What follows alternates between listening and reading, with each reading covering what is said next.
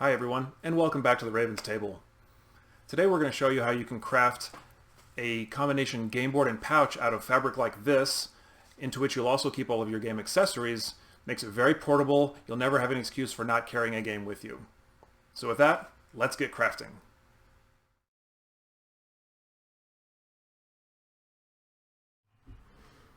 Okay, so before we dive into the actual crafting portion, let's talk about the tools you're going to be using for today's project.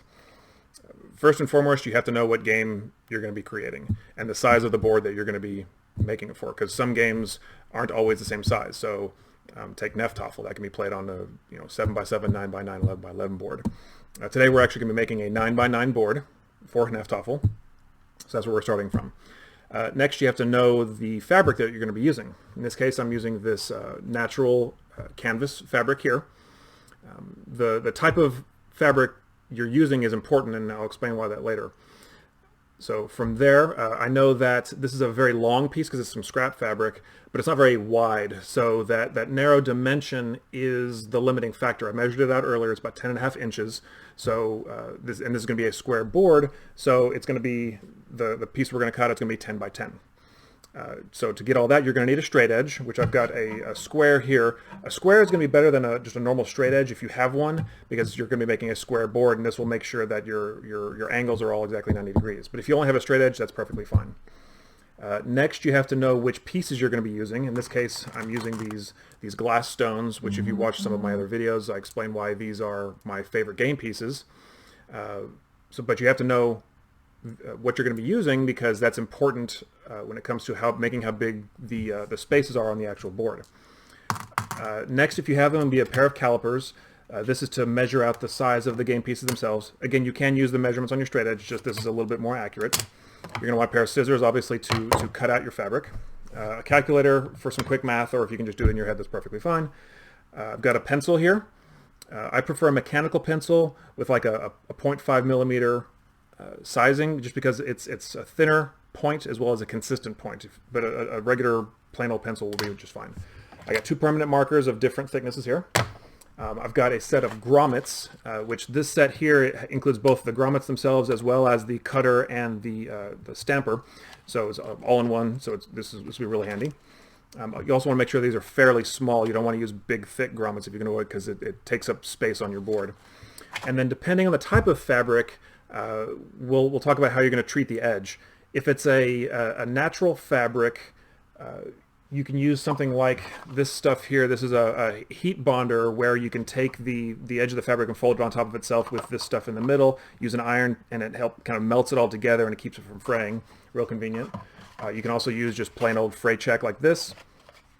Or if you have a serger, you can obviously serge all of your edges. Or if you have a sewing machine, or you feel like hand sewing, you can just fold it over and hand sew it. If it's not a natural fabric, occasionally you can use a small torch like this one here to basically melt the edge. You have to be real careful, because the stuff can have like basically plastic inside of it, so it can melt and get really, really hot. So you got to be careful, but that will keep that non-natural fabric from fraying. With that, let's get started.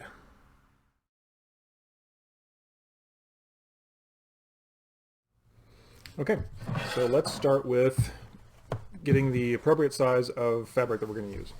So as I mentioned before, I measured this fabric out, and the short dimension here is about a little bit more than 10.5 inches wide, so we're going to call it 10.5 inches. And then what we're going to do here is what I've already done. You can kind of see I've got this line across here, because what I did was double check, measure twice, cut once. Yep, 10.5 inches, and it's also 10.5 inches plus some change on that side. So I went ahead and measured 10.5 and a little bit on that dimension there. So you go through and you say, there's my 10.5, put a mark on that side. Do the same thing on this side here. 10.5, put a mark there, and then you use your straight edge to mark that line straight across there. So now this is going to be my board here. So now I take my scissors.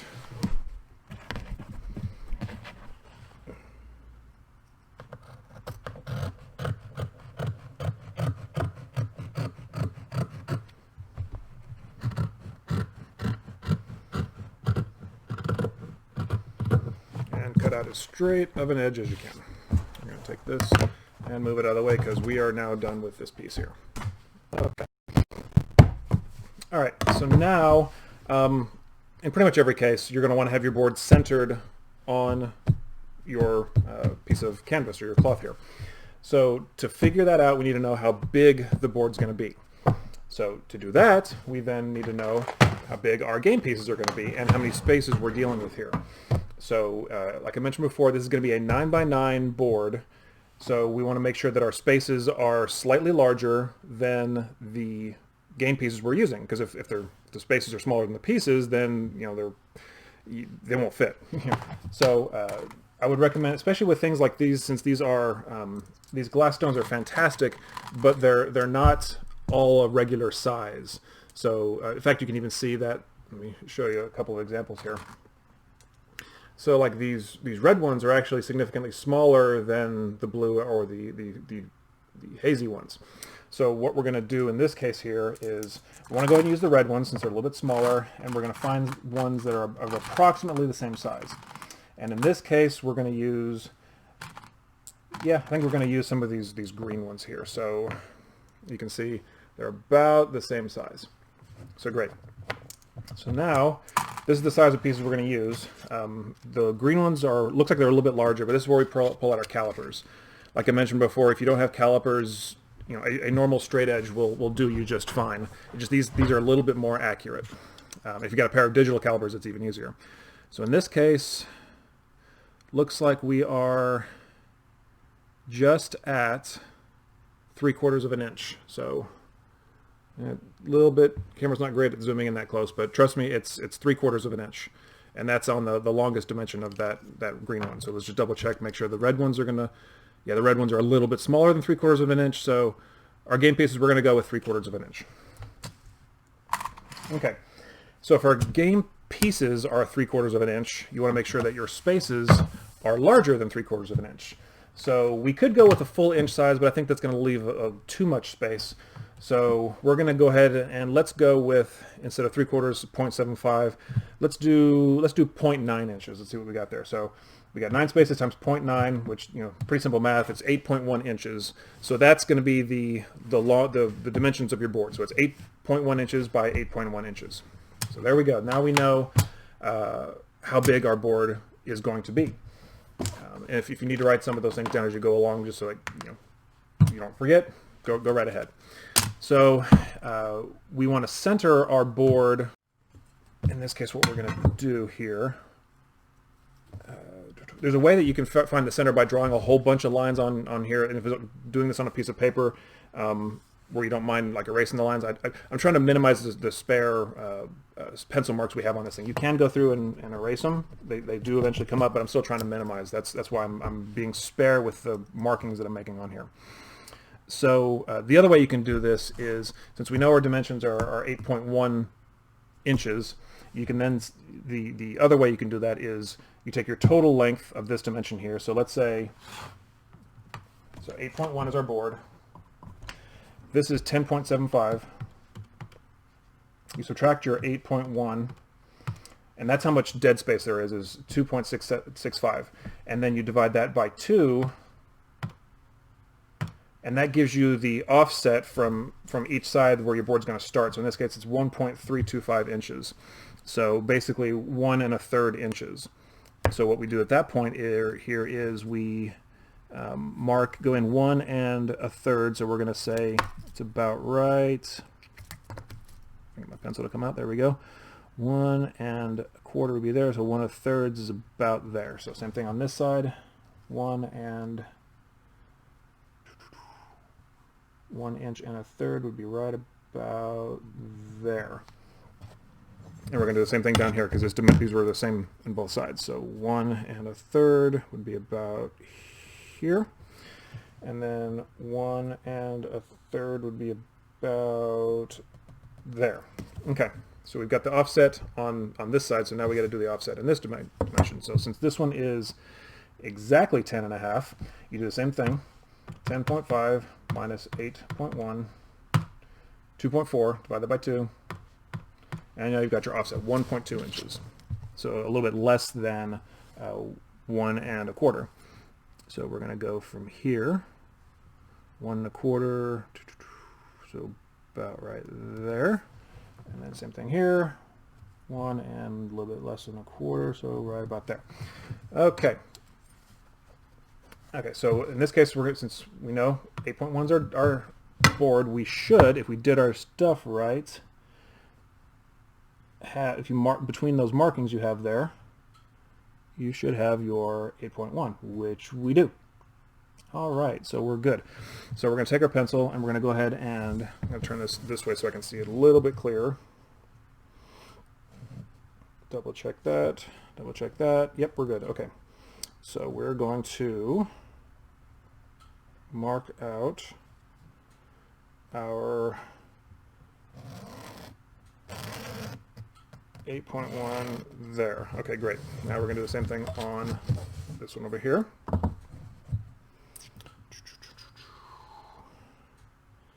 8.1. And if we did our math right, yep, we did. In fact, let's do it this way. So since we are using a square here, we can also double check our angles like this. So we have our square lined up along the line we've already drawn, and we should be able to go out to, there we go, got it all lined up, and we can then go out to 8.1, so we're going to call it to about right there. Okay, same thing on this dimension here.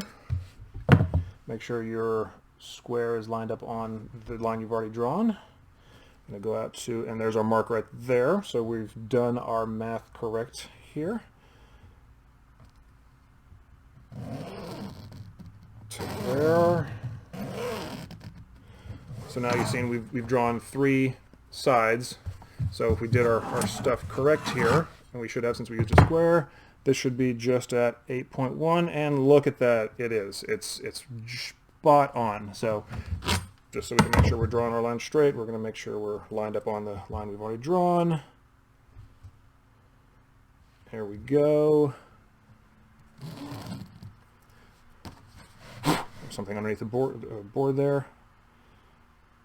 So it caused my line to go a little wonky, but no big deal. This is just...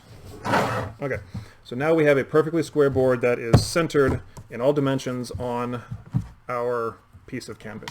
Let's cut off a few of these threads. This is what I was talking about earlier in the intro about, natural fabric being kind of fray stuff. This is why you want to make sure you address that, because eventually all these threads will come loose and your game board will just be gone. Okay, so we've got our base board drawn, and it's centered on here. All right, now that we have our square cut out, now we're going to segment it into the number of spaces we're going to need here. So since we're doing a 9x9 board, we need to find the width of 9. Each one's going to be the exact same size, so you take your total size divided by 9 and you're done. So you take your 8.1 divided by 9. So that means that each square, as we talked about before, is going to be exactly 0.9 inches. So we're now going to take our straight edge and we're going to put some hash marks in here that are 0.9 inches. Now this ruler doesn't break it down into decimals. It breaks it into 8ths and 16ths. So do I actually have a decimal ruler here? I think I might. I do not. All right, we're gonna eyeball it a little bit. So 0.9 inches is a little bit less than an inch. So what we're gonna do is we're going to, here we go. Let's just say that one, 1, 2, 3, 4, 5, 6, 7, 8, and then the last one we don't have to draw, and it's exactly correct. So we have got our hash marks for this side. Now you just flip the board over, do the exact same thing on this side. 1, 2, 3, 4, 5, And then the last one is exactly where it needs to be, so we're good. Okay, so now we've got our, hold this up a little bit so you can see, we've got our hash marks on that side and on that side. So now all you have to do is draw your lines between the two and you're good to go. So I'm going to go ahead and do this. Take your straight edge, line up the two things. Boom, easy peasy.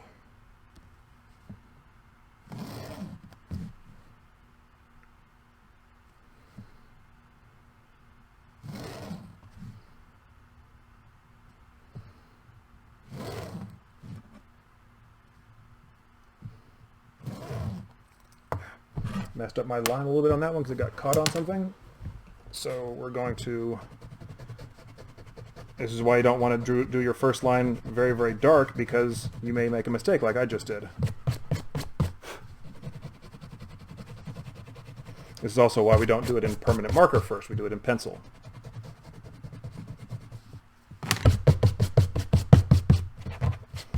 There's still some pink rubber on there, but that'll come out eventually, so no big deal there. All right, so let's continue on.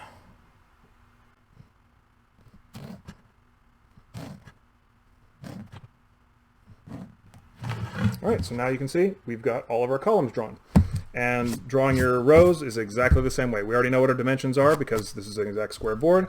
So we're just going to do the same thing all over again.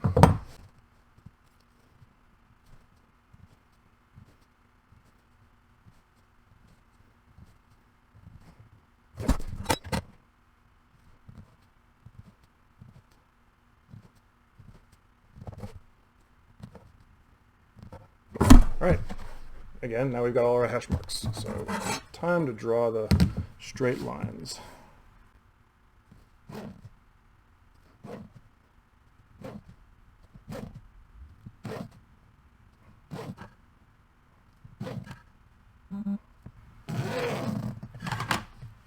All right, and as you can see, we've got pretty regular lines there. So this worked out nicely and well. Okay, so we did all that in pencil first because we wanted to be make sure that all of our lines are straight and all of our angles are correct.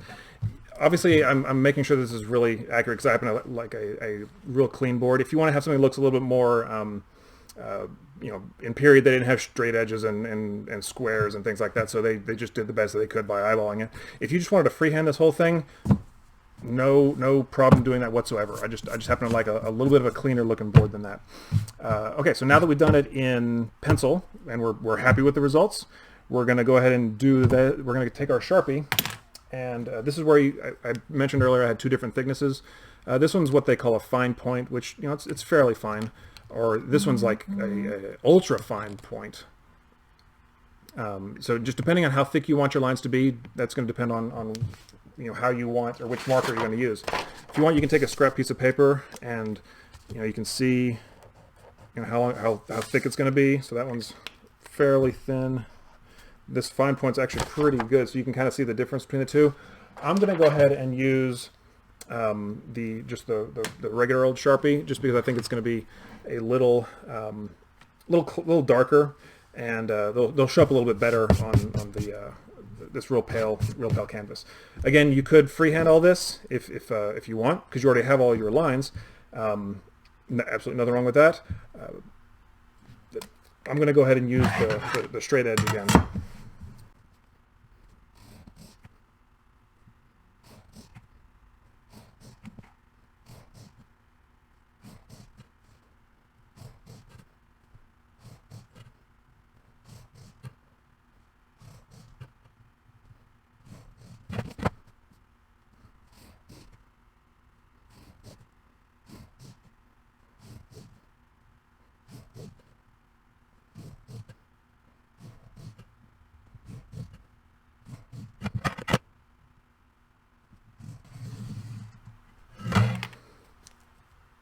And there you have it.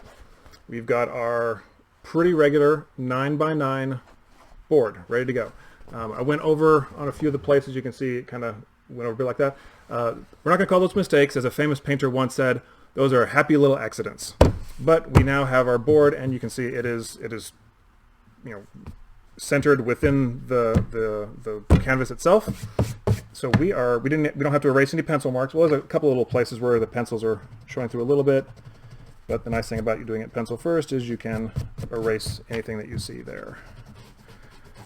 Okay, so there we go. So since this is a game of Hneftafel and there are spaces on which these things can be marked, I'm going to go ahead and put a few markings on here to represent what game we're playing here. You could leave it completely blank, so that way if there's actually, you know what, that's what we're going to do. No, we're not. We're going to go ahead and put markings on this. So that way this will be a purpose-built Hneftafel board. If you wanted this to be kind of a generic one, you don't necessarily have to put markings on there. I am, just because we're making this for a specific reason. So in this case, since if you're interested in learning how to play Hneftafel, I've got that video already up, so you can actually learn what the spaces I'm going to be marking are for. But in that case, I'm just going to go ahead and there's the center one here. 1, 2, 3, 2, 3, 4, boom, boom. So this one's the center one here. So what I'm going to do is I'm going to draw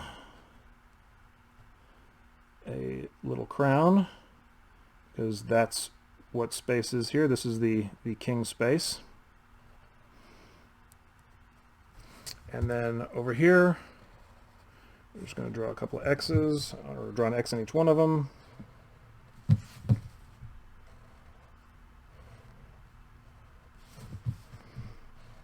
Boom and boom. Okay, now we have our marked up board. Okay, so where do we go from here? So let's double check just to make sure we did our stuff right. So these spaces should be just larger than the game pieces with which we're going to be playing. And if you look at that, they are pretty much perfect. That is, this shows that we did, doing a little bit of math at the beginning, made it so that way everything looks like it's like we planned it, which we did. So we're doing a good job so far. All right, so since this is going to be a bag when we're done, just to show you, this whole thing is basically going to be kind of gathered up like this. This is really rough because I'm just doing it by hand, but at the end this is going to be a bag that also holds all the game pieces together. So from here, what we're going to do is we're going to punch some holes and set some grommets around the edge. That will then run a piece of string or a leather thong through. That'll be the gather point for the bag, and that's why we have these grommets that we had earlier. So next we're going to set those grommets. Okay, so the way these grommets work, there's actually 3 pieces to each one. The process actually punches a hole in the fabric at the same time that it's setting these metal grommets. And just in case you didn't know, we're using these as basically hole reinforcers, so that way if we had just punched a hole in this and then run a thong through it or a string through it, eventually it's just going to continue rubbing through the fabric, and it'll just wear it out and your game will get worn out a lot faster. These are little metal hole reinforcers. So it'll just make make your game last a lot longer. So there's 3 parts to each grommet, as well as the tools that you need in order to set it. So I'll explain the tools here in a second. So with this set here, there's a piece here that has a little neck on it. Let's see if I can, there we go. You can see that one has a little neck on it. You have a metal ring that doesn't have a neck on it. It's just a real thin piece here. And then there's a little rubber washer there. And that rubber washer is just basically to kind of protect the fabric a little bit more from the metal, so the metal doesn't continually wear away at the fabric. So the way this works, well, before we get into actually punching the grommets, we need to show where on the board we're going to put our grommets. Now we've got lots of space between the edge of the board and the edge of the fabric, but remember, we're going to be we're going to be doing an edge treatment on the fabric itself, so we're going to lose a little bit. So we're actually going to put our grommets fairly close to the board itself, because let's say if we go through the fold-over protection version, you're going to lose a fair amount of this. So let's determine how many we want to do first. I think we're obviously going to put 1 on each corner, and I think that if we did that and then put 2 more on each side, so we'll have effectively 4 on each side, and then again 4 on this side. I think that's probably a good number. So let's start with the corners first, and we're going to use our straight edge again, just to make sure that we do this right. What we're going to do is we're going to line up the straight edge along the diagonal axis of this space here, and then from there we're going to go out. I'm going to say, let's put it a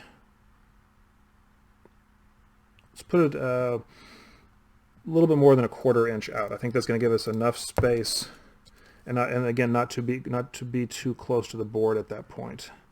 So make sure I'm lined up here, 1/4 inch, and I'm just going to put a little dot there because that's where we're going to punch things through. Okay, same thing over here.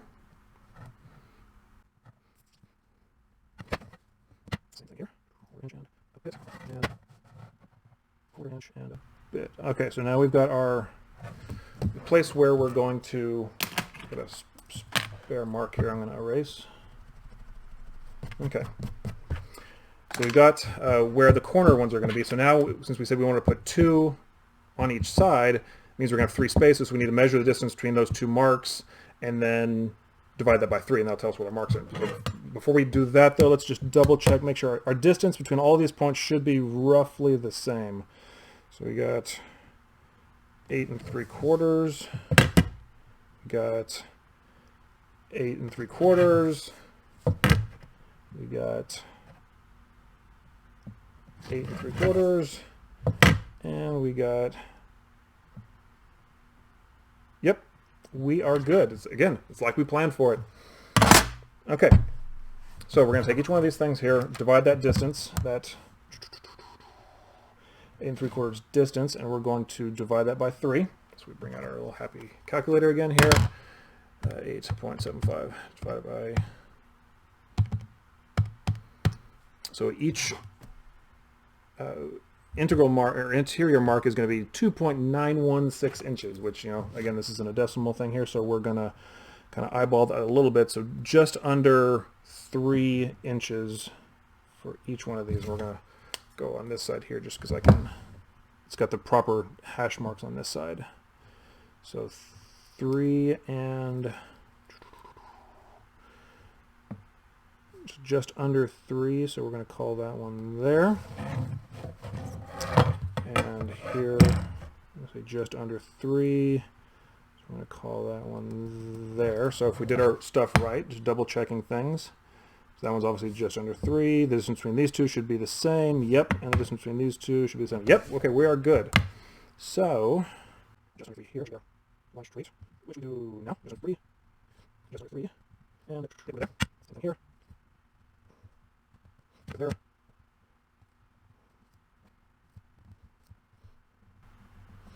Okay, we now have all of our marks where, I'm just going to darken a couple of these because they were a little bit pale.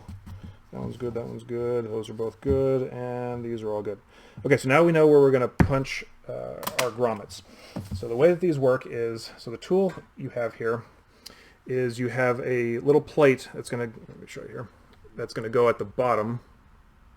Come on, focus.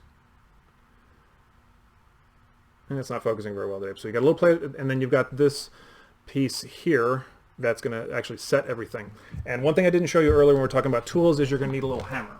So I happen to have a little mallet right there that I use for all sorts of crafting projects, and that's what we're going to use today. So for this grommet set, what we're going to do, I'm going to also get one more thing here. I'm going to get this, what am I going to do here? Yeah, we'll go ahead and use it. No, we're not going to use that. We're going to go ahead and, I was going to use put a piece of a plastic cutting board underneath here, but the plastic cutting board I have is kind of grungy, and I don't want to, get, the underside of this all gunked up. So what we're going to do here is we're going to put this base plate underneath here, and we're going to center it under, or where that mark was. And the way you can do that is if you put that pencil right where your mark is, you can then, if you where this base plate is, you can see that there's a hole through it, right? So you can take your pencil with no lead in it, right? So you've got the lead shoved up inside of there. you put that point on where that mark is, and then you can feel where in the base plate that hole is. Okay, so now you know that you're centered.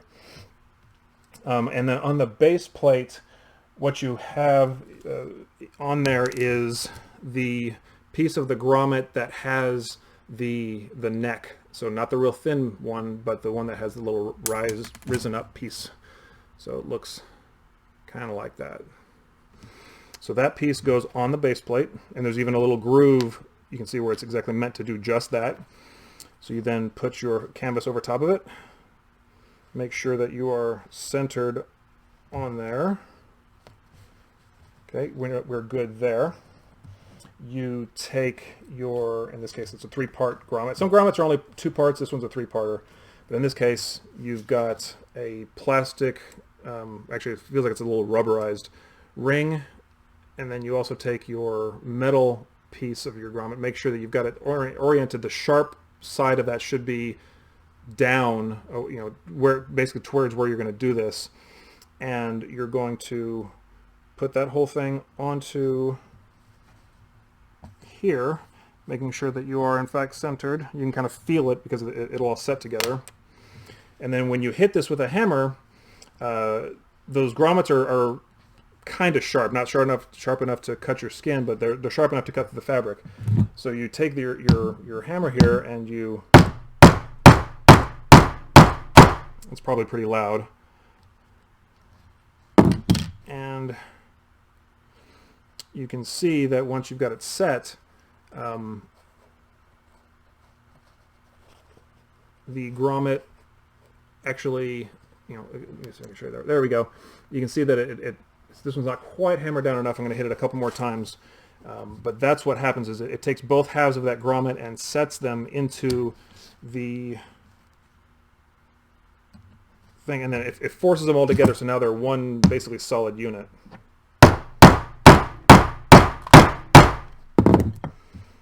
There we go. And then what you do afterwards, so you can see it only partially cut through the canvas. It almost did. You can then take like an X-Acto knife. Oh wait, it came out. So it's almost all completely out. But if there's any stray threads in there, you can take an X-Acto knife and you know, cut them all free. So we've got one grommet set there. So now we're going to go ahead and do all the rest.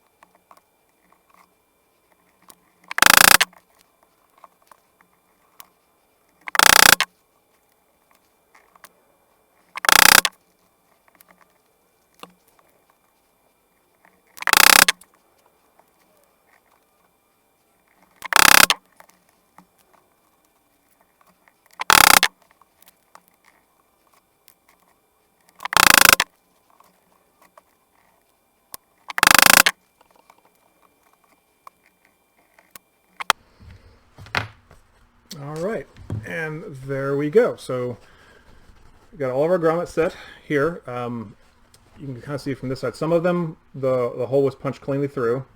There we go. Some of them still have a little bit of fabric still inside of there.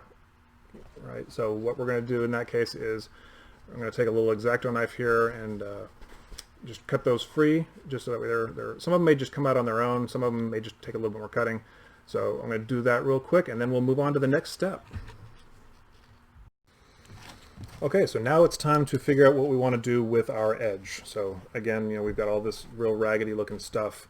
We got a couple of choices a couple of options we can go with here. I think what I'm going to do here is a couple of things. So one, I'm going to go ahead and use this fray check product, and what you do is you kind of dribble it along the edge here, and that'll keep it from fraying even further. And if you want to, you can do that and be done with it, and you're good to go. But what you could also do after that is you can either go through and you hand sew, or with the sewing machine, you then take the edge of your game board here and you fold it over like that, and then sew it down. So now it's got a real nice folded, defined edge like that.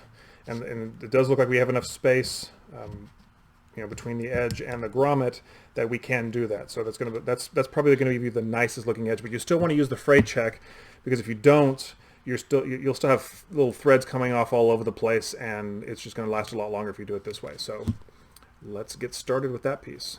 The last thing I'll say before we get started is that this stuff takes about 15 minutes to dry once you put it on. So yeah, just be aware of that.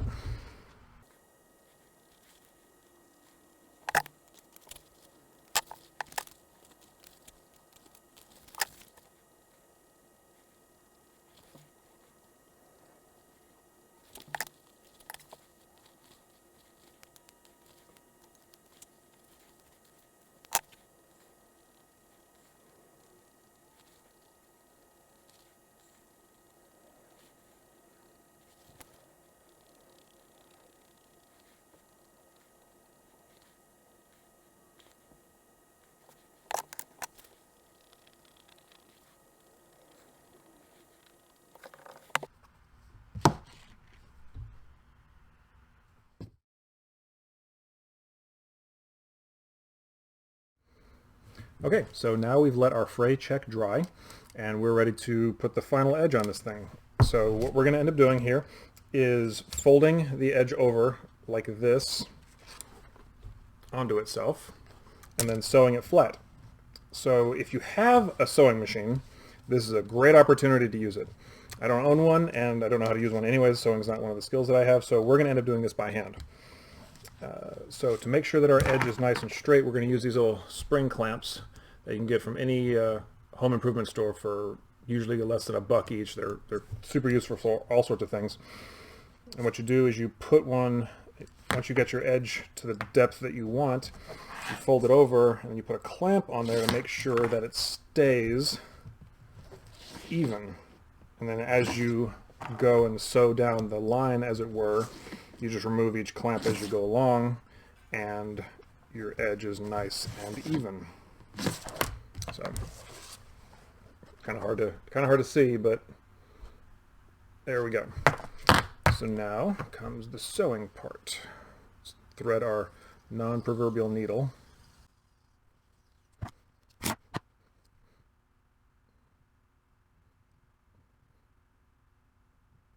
Okay, got it on the second attempt. There we go.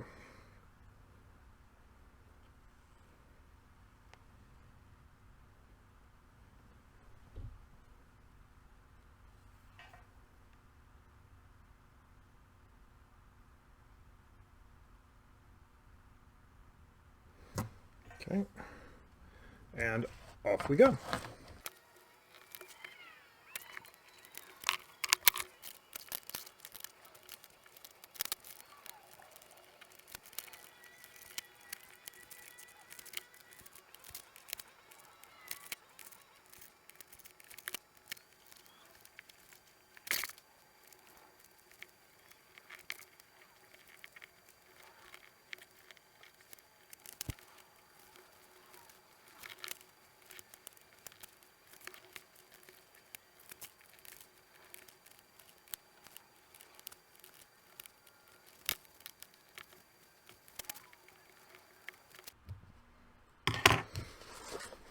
And there we go. We've got, so we get the light to catch it. There we go. You can kind of see it there. So we got the edge sewn down. It's fairly even. And on this side, see that it's kind of sewn down right there. So, and then all to do now is just do the rest, do the same thing on the other sides.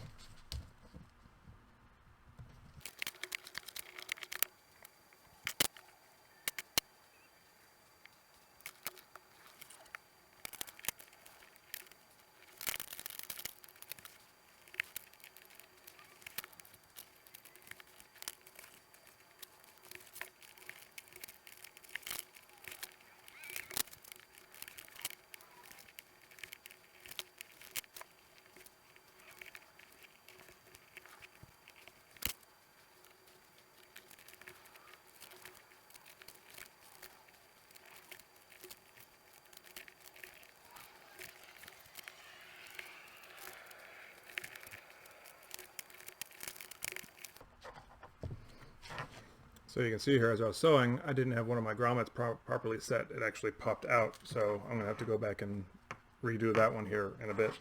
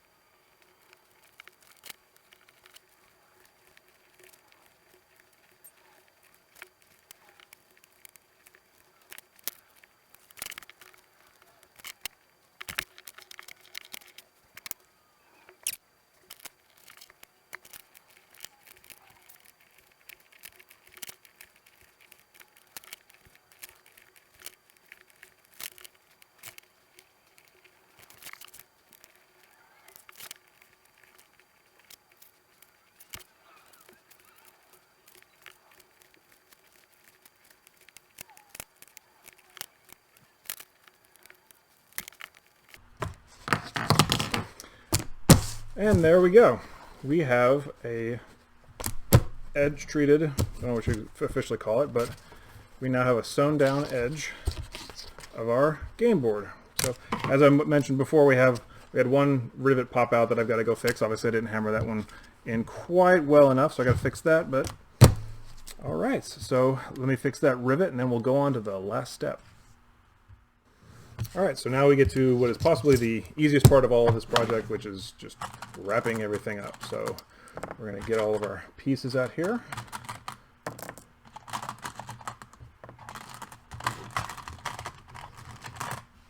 Dig up a nice bunch of these red ones.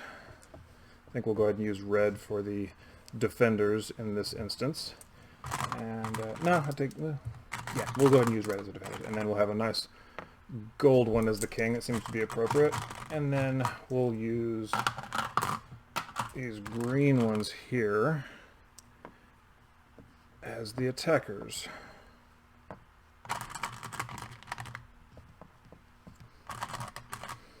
Which, by the way, if you're not familiar with this game, like I said before, check out the videos I've already put up there. There's one that tells you how to play this game. It is a lot of fun. Alright, so now we know that we have enough pieces for the game to play the game, and just to be sure, just to make sure, because you always lose a piece or two, so we're going to go ahead and include an extra one for each one. So now we have this leather cord here. This is a piece of leather, so it's nice and strong, it's not going to go anywhere. We're going to take this, and it's going to tie on the outside. We'll start it there, and we'll use one of my little clamps just to kind of hold it in place so it doesn't come flying out.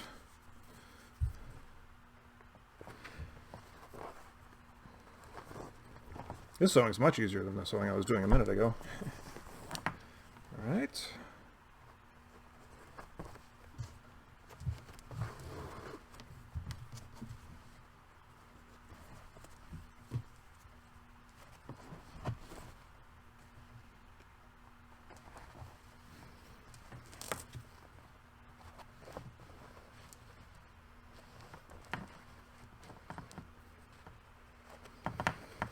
There we go. So we're going to cinch all this together here at the top. Pull it nice and tight. And you can see we actually have more cord than we need, but we're not going to cut it off or anything like that. But you do want to make sure you tie it nice and tight so that way the pieces don't come flying out on you. And there you go. There is your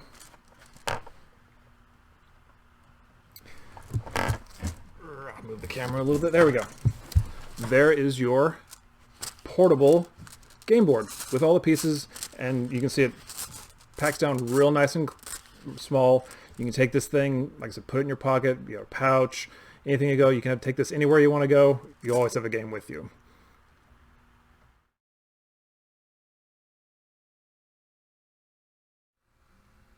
So that's it for today's build. Total project time was about 2 hours. But I'm pretty happy with how this thing turned out. About the only thing I would have changed is that there's a couple of places where the Sharpie bled through to the other side. That's because there was a lot of ink flowing through the fabric. We could have solved that by either using a lighter gauge Sharpie, or next time we could use line the backside with a different type of fabric after we've gone and sketched in the board, and then sewn the whole thing together and then put your grommets through, so that way you have a nice fancy outside and then the inside is your actual game board. So I hope you enjoyed this project. If you have any questions or suggestions, please feel free to leave a comment below. If you have a particular project in mind that we can tackle, please let me know. I'd love to hear it. So until next time, I wish you luck and look forward to seeing you again at the Raven's Table.